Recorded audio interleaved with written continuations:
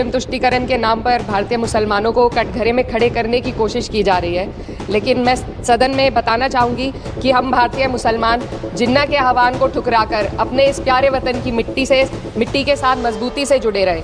हमने महात्मा गांधी, बाबा साहब डॉक्टर भीमराव अंबेडकर, रविंद्रनाथ टैगोर जी, सुभाष चंद्र बोस जी, मौलाना अबुल कलाम आज़ाद, अशफाक उल्लाह खां साहब के विचारों को अपनाया। हम भारतीय मुसलमान इंडियंस बाय चॉइस हैं, बाय चांस नहीं। वंदे मातरम के किन छंदों को राष्ट्रीय गीत के तौर पर अपनाया जाए, ये फैसला सर रविंद्रनाथ टैगोर और सुभाष चंद्र बोस जी जैसे नेताओं के परामर्श के बाद हुआ। क्या अब हम उन महान नायकों की समझ पर प्रश्न चिन्ह उठाएंगे, उन्हें देश को बांटने वाला और तुष्टीकरण करने वाला कहने का पाप करेंगे? उन महान हस्तियों ने वंदे मातरम के उन छंदों को अपनाया जिन्होंने देश के हर वर्ग, हर धर्म के मानने वालों को एक सूत्र में पिरोने का काम किया।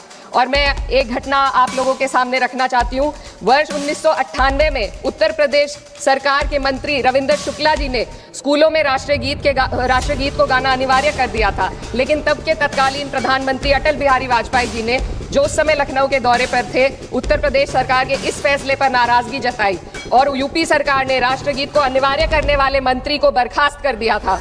अब मैं सत्ता पक्ष से सवाल करना चाहूंगी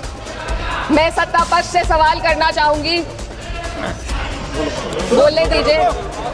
मैं सत्ता पक्ष से सवाल करना चाहूंगी कि जो विजन आजादी के समय के लोगों का था राष्ट्रीय गीत को स्वेच्छा पर छोड़ने का, उसी का अनुसरण माननीय अटल बिहारी वाजपेयी जी ने किया, तो क्या वह भी मुस्लिम तुष्टीकरण कर रहे थे? जी नहीं, अटल बिहारी वाजपेयी जी राजधर्म निभा रहे थे। देश में सब धर्मों को एक साथ लाना, सबके जज्बात का एहसास करना ही सबसे बड़ा राष्ट्रवाद है।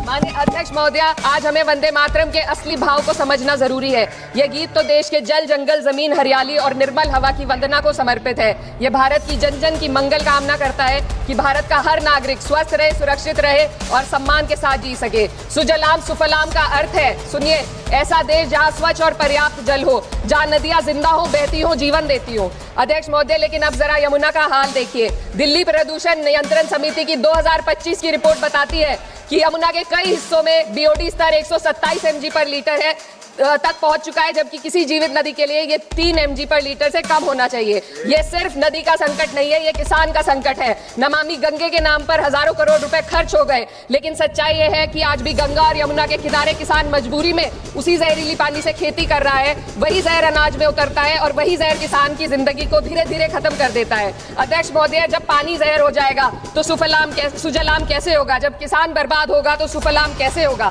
मलयज शीतलम, मलय का अर्थ है मलय पर्वत से बहने वाली ठंडी सुगंधित चंदन जैसी हवा जो जीवन देती है, बीमारी नहीं। आज मैं सदन से पूछना चाहती हूँ, क्या आज के भारत की हवा मलयज शीतलम है? नहीं अध्यक्ष जी, बस संसद से बाहर कदम रखिए, एक गहरी सांस लीजिए। ये चंदन की महक नहीं, ये जहर है जो आपके हमारे फेफड़ों में उतर रहा है। दुनिया के 20 सबसे प्रदूषित शहरों में से 13 भारत में है। दिल्ली की हवा में सांस लेना मानो रोज 20 सिगरेट पीने जैसा हो। भारत हर साल सर्दियों में जहरीली हवा के प्रकोप में घिर जाता है। AQI गंभीर स्तर पर आ जाता है। ठंडी हवा का सपना अब गैस चेंबर की हकीकत बन चुका है। हम वो देश हैं जहां सरकार प्रकृति पर बने गीत का मान मर्दन तो करती है, पर उसी प्रकृति, जंगल, हवा, पेड़ को बचाने वाले कानूनों को धीरे धीरे खुद ही खत्म कर रही है। यह है आज के हमारे मलयज शीतलम की अफसोसजनक सच्चाई। अगर हम हवा को साफ नहीं कर पाए तो न सुजलाम बचेगा, न सुफलाम बचेगा। माननीय अध्यक्ष महोदया, सस्य श्यामलम का अर्थ है ऐसा देश जहां उपजाऊ जमीन हो, जहां खेत फसल से भरे हो और किसान कर्ज और निराशा में न डूबा हो।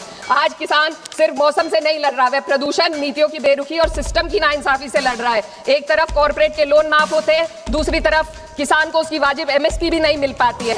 आप ग्लोबल सुपर पावर बनने की बात करते हैं, लेकिन हमारी पर कैपिटा इनकम दुनिया में 136वें नंबर पर है। हम अपने छोटे पड़ोसी देश से भी पीछे हैं। हमारे लोग $2500 तक भी नहीं कमा पा रहे एक साल में, और जिन अरबपतियों की ये रक्षा करते हैं वो इतना पैसा एक सेकंड में कमा लेते हैं। आज वंदे मातरम को बुनियाद बनाकर राजनीति की जा रही है, लेकिन जमीन पर जंगल पूंजीपतियों को सौंपी जा रही है। आदिवासियों को उनके घरों से उजाड़ा जा रहा है। मातरम में जो मातरा माता है वे सिर्फ मातृभूमि की वंदना नहीं, वे इस धरती की हर नारी, वे इस देश की हर बेटी, हर महिला के सम्मान की बात भी करता है। लेकिन आंकड़े अगर आप देखेंगे, NCRB की हाल की रिपोर्ट के अनुसार, मैम जसवंत, के अनुसार देश में हर वर्ष लगभग 30,000 से अधिक बलात्कार हो रहे हैं, यानी एक दिन में 80 से अधिक महिलाएं यौन हिंसा का शिकार होती हैं। और ये सिर्फ दर्ज मामले हैं। जब जम्मू कश्मीर की एक बच्ची हिंसक अत्याचार का शिकार होती है, जब सत्ता से जुड़े लोगों पर आरोप लगते हैं और कार्रवाई वर्षों लटक जाती है, जब उन्नाव की पीड़िता लखनऊ के दरबार में इंसाफ को लेकर अपनी जान देने पर आमादा होती है, जब बिल्किस बानो के अपराधियों का सरकार के लोग द्वारा स्वागत किया जाता है, तो ये घटनाएं वंदे मातरम की आत्मा पर चोट पहुंचाती है। मैं अध्यक्ष महोदया बस यही कहना चाहती हूँ अपनी बात को अंत में रखते हुए कि वंदे मातरम सिर्फ अतीत की ललकार नहीं, ये वर्तमान की जिम्मेदारी है। ये आत्म मंथन की घड़ी है। यही समय है कि हम वंदे मातरम को सिर्फ नारा नहीं, नीति और जिम्मेदारी बनाएं। और अपने जज्बात को मैं आलमा इकबाल साहब के तराना हिंद के साथ इस सदन में रखना चाहती हूँ कि सारे जहां से अच्छा हिंदुस्तान हमारा, हम बुलबुले हैं इसके, ये गुलसिता हमारा, मजहब नहीं सिखाता आपस में बैर रखना, हिंदी है हम, वतन है हिंदुस्तान हमारा।